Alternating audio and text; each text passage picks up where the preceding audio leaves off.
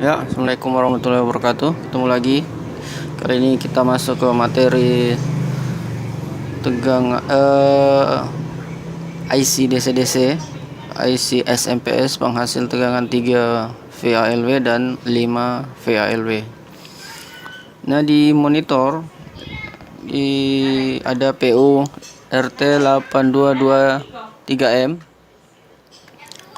Nah, ini IC-nya, IC DC-DC-nya. Ini jenis IC DC-DC-nya atau nama IC-nya RT8223M. Kemudian ini PU3-nya adalah kode yang ada di mainboard. Nah, jadi ketika melihat melihat seperti ini, mau dicekkan, mau disamakan dengan yang ada di mainboard, tinggal lihat saja ininya kode PU3. Nah, saya lihat ini di sini. Nah, ini kondisi di mainboard. Di sini akan kelihatan kode PU3. Nah, ini perhatikan PU3. Ini ada PU3. Artinya IC ini bisa kita baca kondisinya di skema ini PU3. Nah, bagaimana cara pembacaannya? Tunggu, saya berikan dulu ciri-ciri untuk IC DC-DC.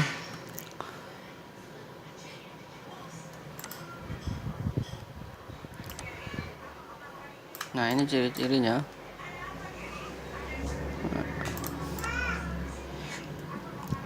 Memiliki sebuah IC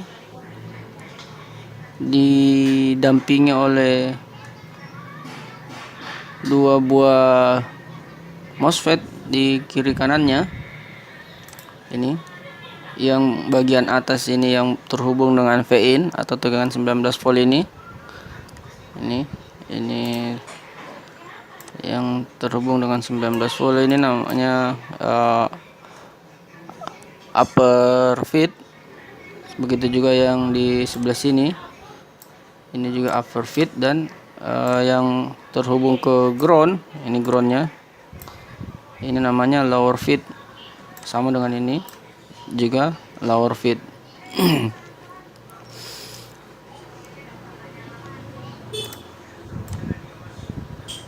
Ciri-ciri berikutnya, selain ciri-ciri itu, jadi kita sudah menemukan dua ciri-ciri sebuah IC didampingi oleh 4 buah pada 4 buah MOSFET. Masing-masing MOSFET untuk satu tegangan Vout. Jadi untuk satu MOSFET ini, satu pasangan MOSFET ini untuk tegangan Vout-nya 5 VVCU. Nah, ini. Kemudian ada induktor. Begitu juga yang di sebelahnya. Satu pasang MOSFET, satu PL11 untuk tegangan 3 VVCU. Ciri-ciri ini hampir sama nanti dengan ciri-ciri tegangan V-core. Nah, itu sangat mirip. Nah, yang menjadi perbedaan utama adalah kita bisa mengecek dari kapasitornya. Kapasitor yang ini.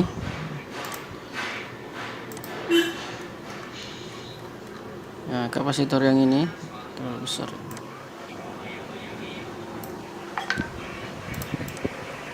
Nah, ini. Nah, kapasitor yang ini.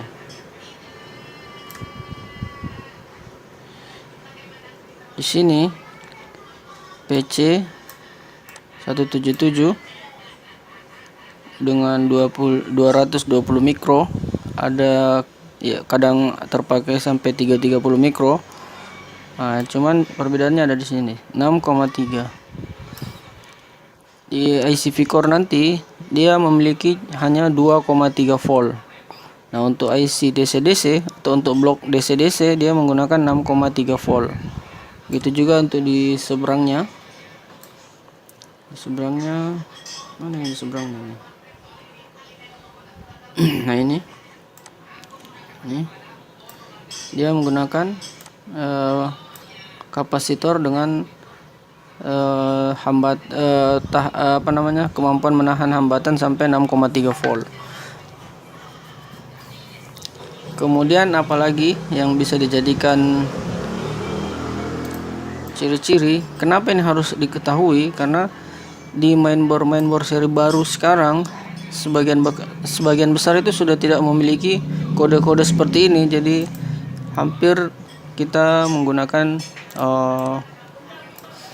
ceritanya peta buta. Artinya di mainboard ini sudah tidak ada tulisan-tulisan seperti ini nih. Kalau ini kan kita masih masih gampang. Kita lihat di skema PU3, cari di mainboard PU3 yang mana, kita ketemu ini PU3. Kita cari PL4, PL10. Nah, ini PL10. Kita cari di mainboard, kita dapat PL10. Mana PL10 ini? Ya. Kita cari saja PL10 itu lebih gampang.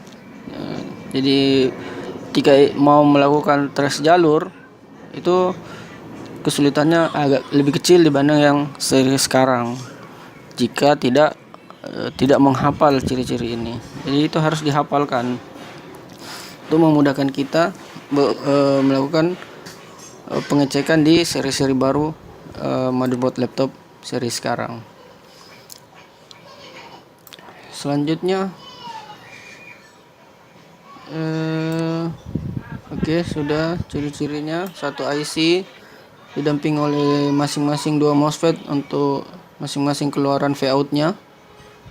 Kemudian ciri-ciri utamanya adalah ini kapasitor memiliki dengan kemampuannya 6,3 volt. Untuk mikronya ada yang 20, ada yang pakai 330. Begitu juga yang di sebelahnya. Dan ciri-ciri utamanya adalah IC-nya. Karena IC DC-DC ini biasanya identik. Jadi jika kita menghafal RT82223M itu sudah bisa dipastikan itu adalah IC DC-DC. Entah kalau di motherboard seri-seri berikutnya mungkin IC RT82223M ini dimanfaatkan untuk di blok selain untuk tegangan 3 dan 5 VPCU.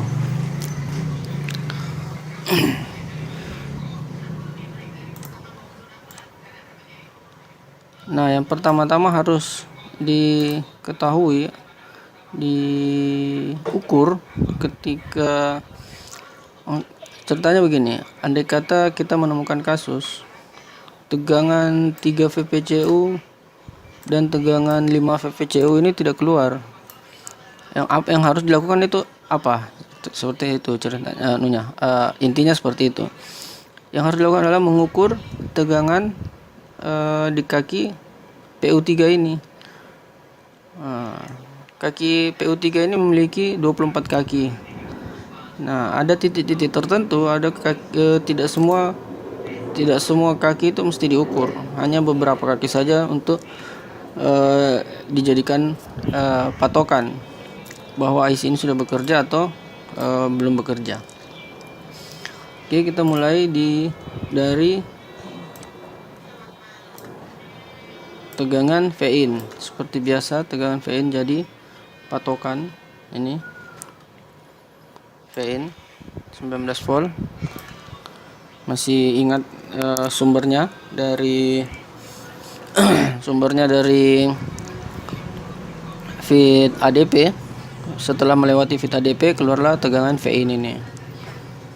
V-in ini masuk melewati PR165 ini dengan hambatan hanya 10 ohm. Jadi nilainya tetap sebesar V-in yang ada di sini, nilainya tetap sebesar yang masuk tetap sama dengan VIN yang ada di IC-nya. Jadi tidak terjadi pengurangan. Jadi jika di sini 19, maka otomatis di sini juga 19. Ini kita ukur apakah ada tegangan. Nah, ingat mengukur tegangan, otomatis adaptor dalam posisi dihidupkan. Setelah ini ada, maka yang kedua yang harus diukur adalah tegangan referensi. Ini diukur berapa tegangannya. Tegangan standarnya 1,9 untuk referensi ini. Untuk tegangan referensi ini. Yang kedua, selanjutnya adalah enable-nya. Nih, yang harus diukur. Enable dan enable. Nah, di sini ada secara teori pengukurannya itu berdasarkan seperti ini, 1, ini kemudian 2, kemudian ini 3, ini 3. Cuman jika salah satu dari kaki jika tegangan enable ini tidak ada, maka otomatis referensi ini juga tidak ada. Jadi seperti itu. Secara teori cara pengukurannya seperti itu. Ini 1, ini 2, kemudian ini 3. Dipastikan dulu ketika ini referensi tidak ada, pastikan ini tegangan enable yang ada di kaki 13 ini memang tidak ada masalah. Jadi diukur dulu di sini. Nah, ingat ini untuk tegangan enable-nya berasal dari sumber VIN sama dengan ini, cuman dia melewati air divider. Nah, ini perhatikan air divider yang awal-awal kita sudah pelajari. Jadi nilai yang masuk di enable nanti ini sudah bukan 19 volt lagi. Jadi nilai yang masuk di sini sudah bukan 19 volt lagi.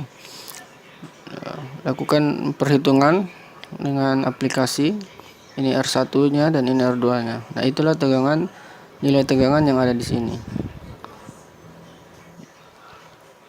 Selanjutnya yang diukur adalah Varec 3 dan Varec 5 di kaki 8 dan kaki 17. Ini wajib hadir. Varec 3, Varec 5 ini wajib hadir. Setelah Varec 3, Varec 5 keluar, maka yang selanjutnya yang perlu diperhatikan adalah ini N-trip 1 dan N-trip 2. Ini juga harus hadir sebelum di switch. Nah, ini juga harus hadir.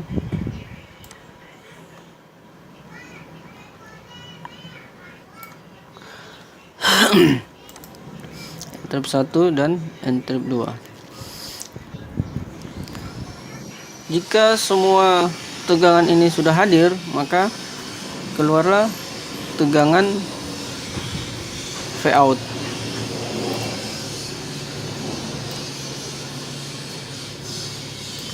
Ini Vout-nya.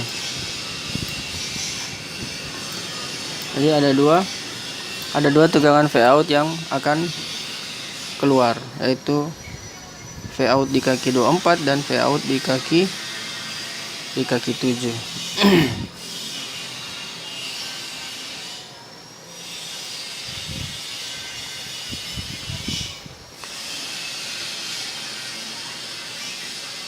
Selanjutnya ada tegangan ANC yang juga harus hadir.